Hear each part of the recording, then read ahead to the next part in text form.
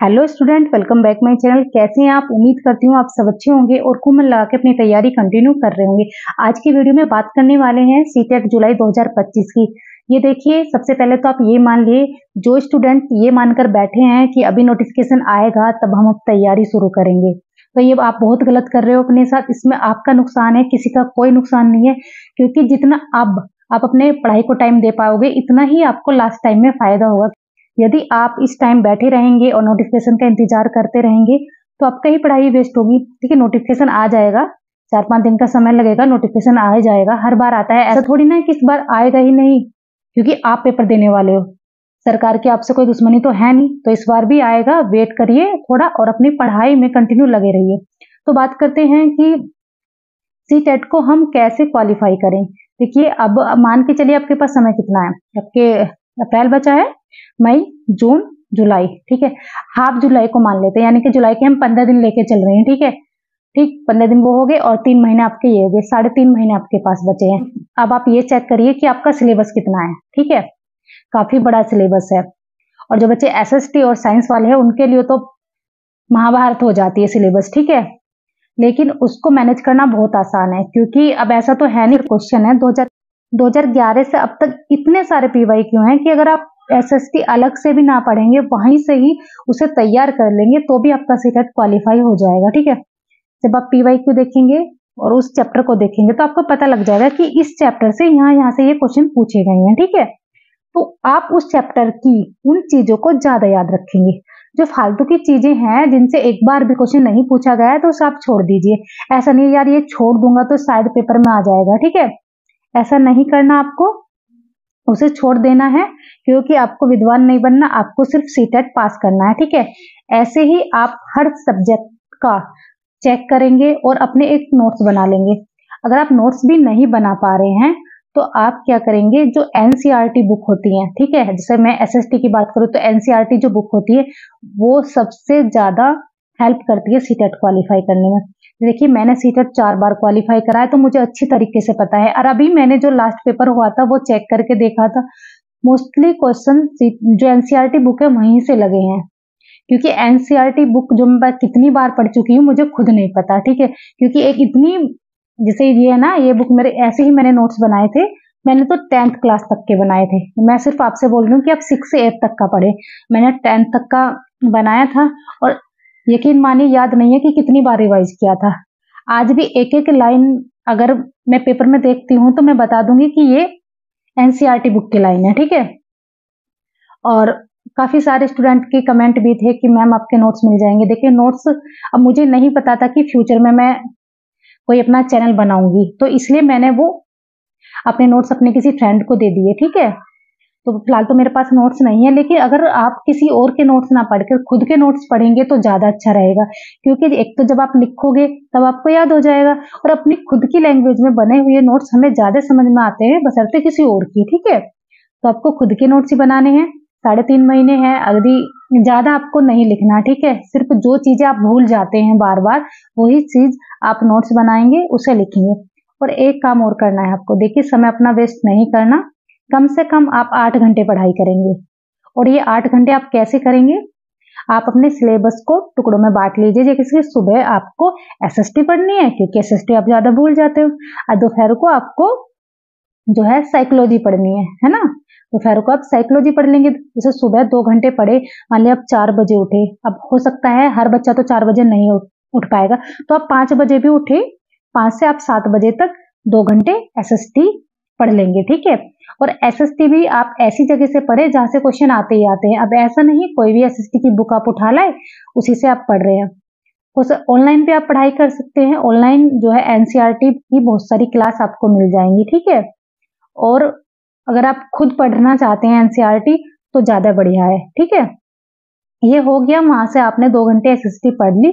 तो जब आप 2 घंटे पढ़ाई कर लेंगे तो आप खुद से मोटिवेट होंगे, आपको किसी का बाहर के मोटिवेशन की जरूरत नहीं पड़ेगी। आपको खुद लगेगा कि हाँ आज मैंने 2 घंटे पढ़ाई करी है, तो आप फिर दोबारा दोपहर को अपने काम खत्म करके फिर दोबारा 2 घंटे पढ़ाई करेंगे। 4 घंटे हुई, 4 घंटे हो चुके हैं आपके अब तक। और फिर जब बीच में है ना। बीच में जैसे ही आपका काम खत्म हो जाता है, 1-1.5 घंटे यदि आपको मिलता है तो पढ़ लें, वरना 3 घंटे आप रात को पढ़ लें, 7 घंटे हमारे आराम से हो जाते हैं, ठीक है। और 7 घंटे निकालना कोई बड़ी बात नहीं है, आप निकाल सकते हैं। यदि आप चाहें तो कुछ भी कर सकते हैं। कहते हैं ना कि अगर हम चाहे तो कुछ भी कर सकते हैं, सिर्फ मन के हारे हार है और मन के जीते जीत, ठीक है। जब अपने मन से हार जाते हैं, आपको ऐसा लगता है कि हम समय नहीं निकाल सकते, तो आप फिर नहीं निकाल पाएंगे। जब आप मन में ठान लेंगे ना कि मुझे 7 से 8 घंटे पढ़ना है, तो आप पढ़ पाएंगे, बल्कि आप 9-9 घंटे भी निकाल पाएंगे। ये आपके ऊपर डिपेंड करता है, मेरे कहने से या फिर किसी और के कहने से आप नहीं पढ़ पाओगे। हो गया आपके 8 घंटे हो गए, ठीक है। और जो भी आप पढ़ाई करेंगे तो कोशिश करें कि अपने टेबल पर सिर्फ 1 या 2 बुक रखें, है ना, जो आप पढ़ रहे हो उस टाइम पर। ऐसा नहीं है कि आप पढ़ाई कर रहे हैं, आप एक सब्जेक्ट की बुक यहाँ पढ़िए, एक वहां पढ़िए, और मतलब आपके पास यदि ज्यादा बुक रहेंगी तो आप उससे क्या है, उसका प्रेशर आपके माइंड पर आएगा। आपको ऐसा लगेगा अभी ये भी छूटा हुआ है, ये भी छूटा हुआ है ना। तो ऐसा आपको बिल्कुल नहीं करना। सिर्फ एक ही बुक रखनी है, बाकी बुक आप अपनी साइड कर दें। और बहुत ज्यादा जो सोर्स होते हैं वो भी आपको नहीं रखने, क्योंकि कभी कभी क्या होता है, स्टूडेंट मार्केट जाता है, जैसे ही वहां पे देखता है नई बुक कोई आई है सीटेट की, वो उठा के खरीद लेता है, ठीक है। ऐसा नहीं करना। आपको सिर्फ एनसीईआरटी बुक पढ़नी है, या फिर कोई एक गाइड ले लें आप, जो भी आपको लगता हो कि ये गाइड अच्छी है और इससे क्वेश्चन आ सकते हैं, ठीक है। क्योंकि जब आप पढ़ोगे तो उसको आपको अंदाजा लग जाएगा, ठीक है। ये हो गया। और देखिए, सबसे ज्यादा जरूरी होता है सीटेट में हमारा जो हमारे बाल विकास है, उसको मैनेज करना। बाल विकास से आजकल ऐसे ऐसे क्वेश्चन पूछे जाते हैं कि अगर कोई अच्छा पढ़ा हुआ भी है ना, जिसने बहुत अच्छे से तैयारी करी है, वो भी वहां पे मार खा जाता है। तो रटने वाला ट्रेंड तो अब खत्म हुआ कि रट के आपसे किसी भी सिद्धांत का नाम पूछ लिया, कोई राइटर पूछ लिया, वो जमाना चला गया। अब बहुत डीपली क्वेश्चन पूछे जाते हैं, और उसके लिए जरूरी है कि हम डीपली पढ़ें, ठीक है। जो एनसीईआरटी बुक है ना, 11th और 12th क्लास की जो एनसीईआरटी बुक है शिक्षा मनोविज्ञान की, यदि आप उसको पढ़ लेते हैं तो बहुत सारा जो ऐसे क्वेश्चन है ना कि आपको लगेगा कि यार कहाँ से पूछ लिए हैं, ठीक है, आज तक तो देखे नहीं है।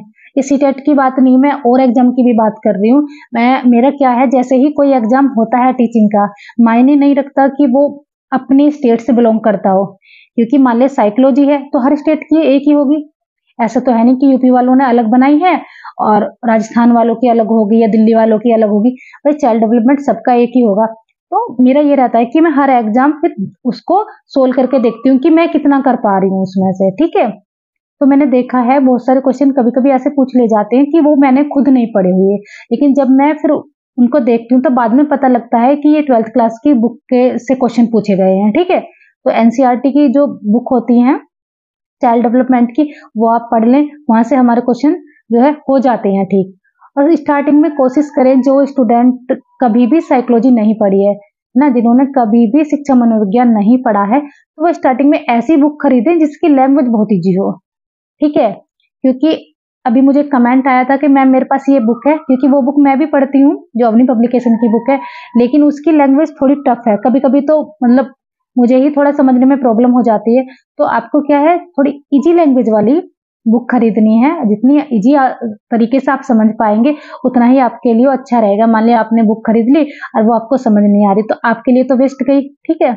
तो जब भी आप मार्केट जाएं बुक खरीदने, वहां पे एक बार चेक कर लें कि ये बुक आपको समझ आ रही है, इसकी लैंग्वेज समझ आ रही है या नहीं, ठीक है। और पर डे, जैसे अभी 3.5 महीने आपके पेपर के लिए बचे हैं, तो पर डे आप एक मॉक टेस्ट लगाएं, ठीक है। मॉक टेस्ट आप कहीं से भी, चाहे आप कोई मतलब बुक खरीद लें मॉक टेस्ट की, या फिर ऑनलाइन आप टेस्ट लगाएं, लेकिन लगाएं। ऐसा नहीं है, आपको वेट नहीं करना कि मेरा पूरा सिलेबस कंप्लीट हो जाएगा तब मैं मॉक टेस्ट लगाऊंगा या लगाऊंगी, ठीक है। आपको वेट नहीं करना, आपको अभी से ही कोशिश करनी है। और हाँ, यदि नंबर कम आते हैं, देखिए नेगेटिव मार्किंग तो है नहीं, है ना, ऐसा तो है नहीं कि नेगेटिव मार्किंग है, तो आपको पूरे क्वेश्चन अटेम्प्ट करने हैं उसके, और एक साथ बैठ के करने हैं। ऐसा नहीं है कि 10 क्वेश्चन अब कर लिए, 10 क्वेश्चन आप 1 घंटे बाद कर रहे हो, क्योंकि इसमें टाइम मैनेजमेंट का बहुत रोल होता है। टाइम मैनेजमेंट हम नहीं कर पाते हैं, टाइम मैनेजमेंट की वजह से मैंने देखा है बहुत सारे बच्चों का पेपर छूट जाता है, ठीक है। तो टाइम मैनेजमेंट करके रखें।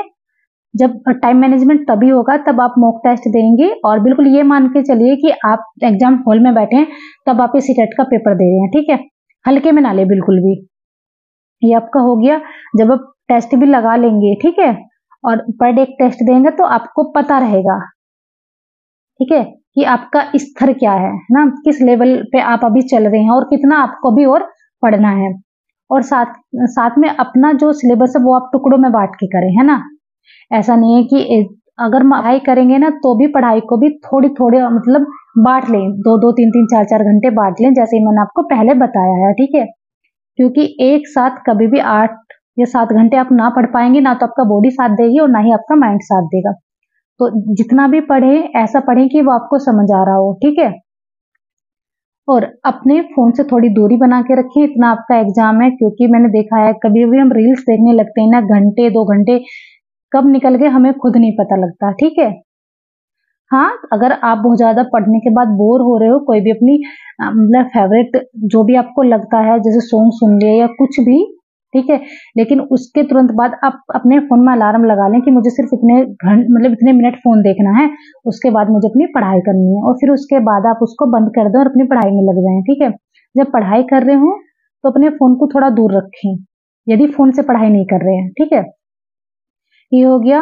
और मैंने बताया कि एनसीईआरटी आप पढ़ेंगे एसएसटी के लिए, और जो भी साइंस वाले बच्चे हैं उनको भी एनसीईआरटी पढ़नी है 6 to 8 के लिए, क्योंकि जो साइंस के क्वेश्चन आते हैं वो एनसीईआरटी ही बुक से आते हैं, ठीक है। यकीन मानिए, क्योंकि अब तो आपको ऐसा लग रहा होगा कि पता नहीं क्यों मैं बार बार एनसीईआरटी का नाम ले रही हूँ, एनसीईआरटी का नाम ले रही हूँ, ठीक है। तो एनसीईआरटी पढ़नी है, क्योंकि इससे अच्छा सोर्स आपको कोई मिल नहीं सकता, ठीक। सब ये बोल देंगे कि हमारे नोट्स ले लो, हमारी बुक ले लो। हर चैनल, जिनके बड़े चैनल हो गए हैं फिलहाल, उन्होंने अपनी बुक बनाई हुई है और अपने खुद के नोट्स बनाए हुए हैं, और वो बहुत अच्छे से उन्हें ऑनलाइन आप लोग जाके परचेज कर सकते हैं। लेकिन अगर आप खुद इतना कर लेते हैं, आपको किसी की जरूरत नहीं है, ठीक है, इतना तो आप कर लेंगे। अब देखिए, एक कमेंट मुझे आया था कि मैम हम बार बार भूल जाते हैं, जैसे कि हम कुछ नया पढ़ते हैं ना तो हम पिछला भूल जाते हैं। तो इसके लिए सबसे अच्छा सॉल्यूशन यही है कि आप बार बार रिवीजन करें। जैसे कि आज आप कोई चैप्टर पढ़ रहे हैं, ठीक है, वो आप चैप्टर आपने पढ़ लिया और फिर आप आगे कंटिन्यू चलते रहे, पढ़ते रहो, फिर दूसरा चैप्टर पढ़ें, फिर तीसरा पढ़ें। लेकिन एक दिन 10 या 15 दिन के अंदर ऐसा रखें कि आपको पीछे से रिवाइज जो है करना है, क्योंकि जितना आप रिवाइज करोगे उतनी ही चीजें आपको याद होंगी। ऐसा नहीं है कि आप माइंडेड नहीं है, आप बहुत माइंडेड हो, ठीक है। जो बच्चे एक बार में क्वालिफाई कर लेते हैं वो करते क्या है, यही तो करते हैं, क्योंकि एक तो वो साइकोलॉजी बहुत अच्छे से तैयार करते हैं अपनी, है ना, चाइल्ड डेवलपमेंट को बहुत अच्छे से तैयार करते हैं, साथ में ही वो बार बार रिवीजन करते हैं, तभी चीजें उनकी याद रहती हैं। और हम करते क्या है, हम पढ़ते तो उनसे ज्यादा हैं, ठीक है, पढ़ाई तो हम उनसे ज्यादा करते हैं, लेकिन हम रिवीजन नहीं करते, ना ही हम कोई मॉक टेस्ट लगाते हैं जिससे हमें अपना लेवल पता रहे। हमें ऐसा लगता है कि हमें सब कुछ याद है और हमने बहुत अच्छे से तैयारी की है, क्योंकि हमने बहुत मेहनत करी है, लेकिन वो मेहनत हमने सही डायरेक्शन में नहीं की। एक तो हमने मॉक टेस्ट नहीं लगाए, ये गलती कर दी, दूसरी हमने कभी भी रिवीजन नहीं किया। हम जैसे मान लिया, ऐसे अधिकतर स्टूडेंट करते क्या है, जैसे आज ये चैप्टर पढ़ लेंगे, ठीक है, ये बुक मान लो आप, ये बुक है, और फिर लास्ट तक जाएंगे पढ़ते हुए, ठीक है। लास्ट तक गए हम 2 महीने में, फिर हम दोबारा से हैं, तब तक तो ये तो जब हमने स्टार्टिंग में पढ़ा था हम सब भूल गए। तो ये गलती नहीं करनी है आपको, ठीक है। 10 या 15 दिन के अंदर उसको रिवीजन करना है, और फिर उनके मॉक टेस्ट लगाएंगे तो आपको खुद पे सारा का सारा याद आता चला जाएगा। और जब आप फ्री रहेंगे ना, जैसे कि आप अपने घर के कोई काम कर रहे हो, तो आपने मान लिया कोई चैप्टर पढ़ा है, तो उस चैप्टर को आप अपने आप ही अंदर अंदर रिवीजन करते रहेंगे कि आज मैंने क्या पढ़ा था, अच्छा आज मैंने ये पढ़ा था, इसमें ये था और इसमें ये था, उसके राइटर ये थे और उन्होंने ये बोला था। इस तरीके से आप अपने अपने अंदर ही अंदर माइंड में जो है उसे रिवाइज करते रहिए। वो वाली चीज हम कभी नहीं भूलते हैं, ठीक है, वो हमें याद रहती है। और वीडियो पसंद आए तो चैनल को जरूर सब्सक्राइब करें, ज्यादा से ज्यादा वीडियो को शेयर करें, क्योंकि फिलहाल आपकी सपोर्ट की बहुत जरूरत है। और थैंक यू, मिलती हूँ आपसे नेक्स्ट वीडियो में।